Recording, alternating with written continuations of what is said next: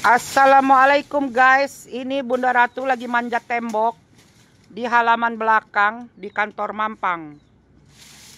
Kita ini kebun di tengah kota, lengkap. Ada kelor, ada bunga melati Belanda, ada cincau, ada bunga, ada ini pepaya Jepang, ada bunga sepatu, ada anggur gitu loh, ada pepaya, ada pisang. Ini pisang besar sekali, besar kayak apa ya, satu biji itu sekilo itu bisa dapat 3 biji 4 biji. Nih pisangnya. Ini ada kamboja, di bawah ini ada kandang domba. Kandang dombanya dikosongkan dulu. Di balik itu tuh ada kandang ayam. Di atas itu ada kandang ayam. Di sana ada kebun cabai, cuman nggak kelihatan nih. Bunda Ratu lagi manjat. Nah, di belakang ini mau kita manfaatkan nih. Nih, untuk perkebunan. Perkebunan cabai polybag, pandan polybag. Karena ini kan bekas itu. Bekas gusuran asrama Zeni. Nih ada lontorogung. Lontorogung ini kan bagus bikin botok. Nih, jadi kita koleksi walaupun kita di kota, tanahnya 37 juta per meter. Tapi kita tetap produktif dan sehat tanpa pestisida. Jadi, manfaatkan emak-emak, bapak-bapak, ibu-ibu dan teman-teman semua. Kita tetap produktif walaupun di kota, pakai polybag. Nih Bunda Ratu nih pakai polybag nih. Ini mau dihidupkan lagi nih kolamnya, mau kita isi kolam koi. Nanti malam Deden akan beli kaca yang 12 mili. Nanti ini diinikan lagi. Jadikan kolam koi, menikmati pemandangan. Yang lucu, nanti ini kita kasih kelambu. Kan biasanya kan kalau banyak tanaman kan banyak nyamuk, banyak lalat. Nanti kalau kita makan, kita pakai kelambu. Ini bisa untuk rapat, bisa untuk makan-makan, bisa untuk diskusi, bisa untuk bersenang-senang. Nikmati hidup cuman sekali. Hidup cuma sekali, harus dinikmati. Betul apa tidak? Tuh. Hidup cuma sekali, harus dinikmati. Tapi dinikmatinya di jalan Allah, jangan nyimpang. Ya, laksanakan aja rukun Islam yang 5. Syahadat, sholat, puasa, sedekah. Kalau mampu pergi haji, insya Allah surga dunia akhirat. Siapa yang sudah bersedekah hari ini? Kalau belum bersedekah, bersedekahlah. Bersedekah sama kucing, bersedekah sama manusia, bersedekah kepada diri sendiri. Jangan pelit. Kalau pelit nanti Allah pelit juga. Bunda Ratu mah sudah sedekah pagi-pagi. Sedekah ilmu, sedekah berbagi kebahagiaan. Bahagia itu, guys, senang dan tenang. Jadi kita belajarlah dari para nabi. Kalau pangkat itu adalah simbol kesuksesan, bukan. Kalau tenar itu simbol kesuksesan, bukan. Kalau jabatan simbol kesuksesan, bukan. Kalau harta itu simbol kesuksesan, bukan. Dia akan simbol kesuksesan ketika dia berkah.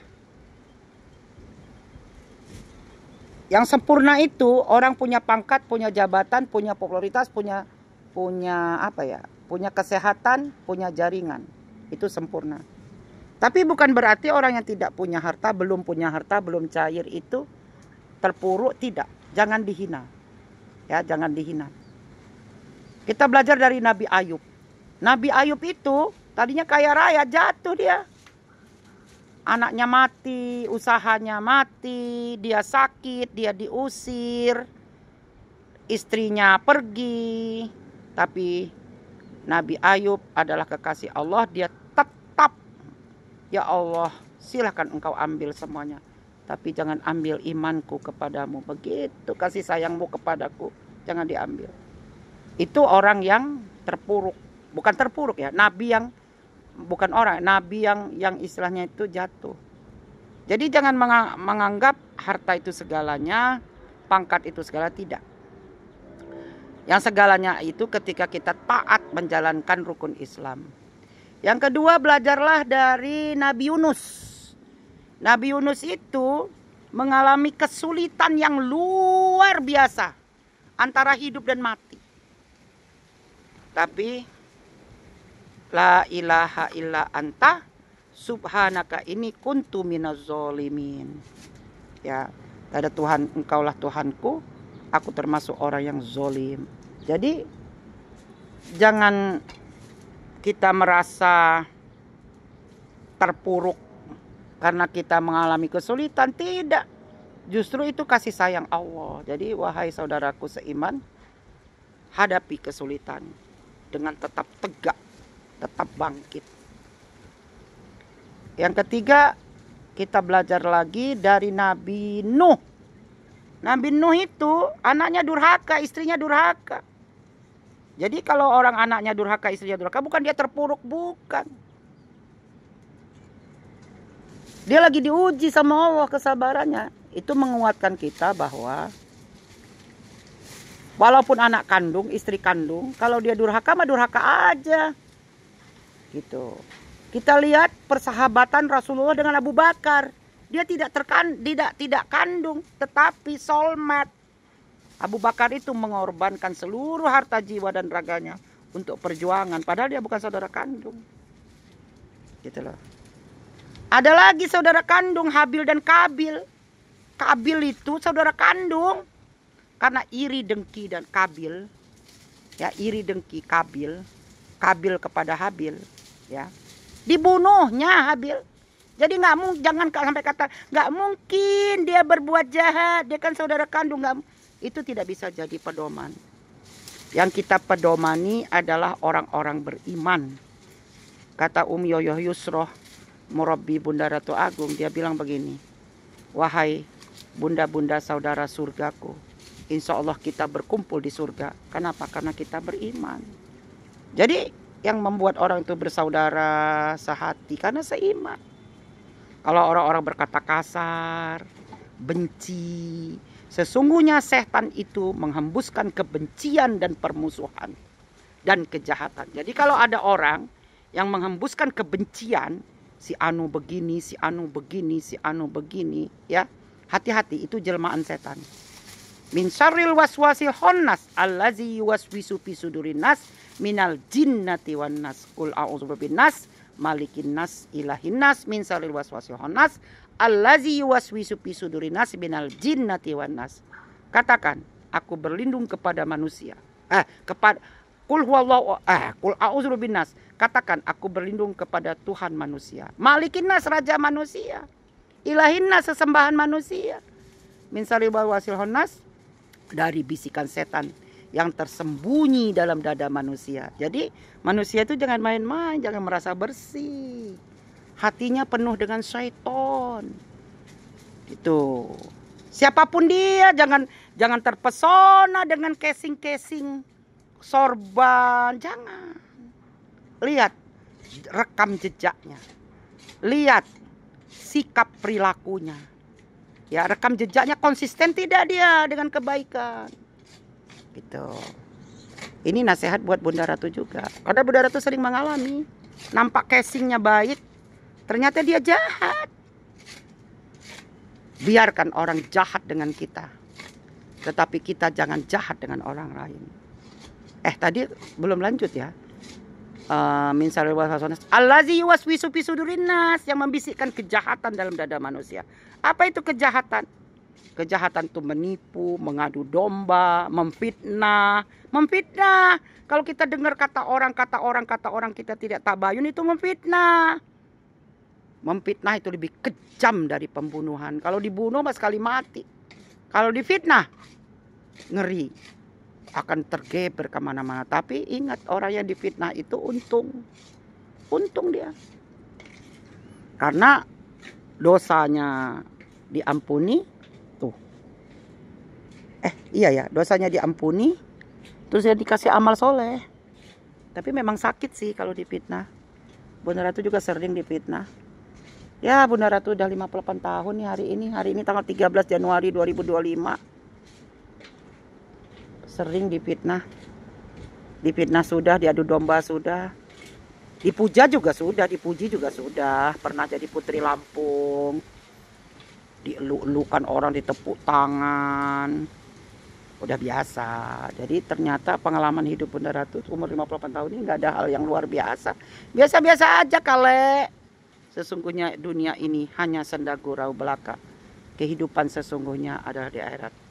Ayo diriku, saudara-saudaraku seiman, kita tiada hari tanpa memperbaiki diri. Kuatkan iman kita, perbaiki akhlak kita. Ayo kita wirausaha. Jangan dengarkan kata orang, siapapun dia. Siapapun dia. Gini ya, yang membedakan minal jinnati wan nas itu, pokoknya kalau membuat kita tidak nyaman, tinggalkan. Kita cari aja yang nyaman. Orang-orang yang sayang sama kita. Kalau nggak sayang, jangan. Apalagi menekan kita, memfitnah kita, hindari. Hindari. Cari saja yang mau berbuat baik, mau bekerja sama yang baik. Kalau mempergunjingkan orang, menjelekkan orang, menekan kita, memfitnah kita, jangan didekati karena toksit. Toksit. Hidup cuman sekali, cari yang nyaman, cari yang bahagia. Ya. Kalau kita tidak nyaman, tidak bahagia, itu akan mengundang sakit. Keluar hormon adrenalin, serotonin, kortisol seperti bisa ular. Dia akan meracuni sel-sel kita, organ kita jadi sakit. Jadi pesan yang Bunda Ratu ingin sampaikan kepada diri Bunda Ratu sendiri, kepada keluarga, dan kepada teman-teman semua, lindungi diri kita dari lingkungan-lingkungan yang tidak baik. Kumpullah dengan orang-orang baik, orang-orang soleh. Obat hati ada 5 perkaranya. Yang pertama baca Quran dan maknanya. Yang kedua sholat malam dirikanlah. Yang ketiga berkumpullah dengan orang soleh. Yang keempat perbanyaklah berpuasa. Yang kelima zikir malam perpanjanglah. Zikir malam itu memang habis kita habis kita witir, istighfar. Pergunakan waktu sahurmu untuk istighfar sampai subuh. Oke Bapak Ibu semua, semoga video ini menginspirasi pesan yang ingin Bunda Ratu sampaikan. Nikmati hidup. Hidup cuma sekali, harus dinikmati. Jangan dekati orang-orang yang toksit. Kita kalau ketemu orang semangat ceria. Nih, walaupun kita di kota, tapi kita tetap berkebun tanpa pestisida. Nah, kalau ada tamu, daun sirsak, daun pandan, serai, jahe, rebus. Nah, Bunda Ratu juga bikin kopi sendiri, disangrai sendiri. Air minum juga harus air minum yang sehat ya. Masakan juga harus masakan yang sehat. Hari ini menunya tanggal 13 ini sayur asam, ceplok telur, goreng tempe, sambal balado. Sebenarnya goreng-goreng itu nggak bagus. Mestinya tempe itu dibacem. Oke, tuh bunga melati Belanda. Assalamualaikum warahmatullahi wabarakatuh.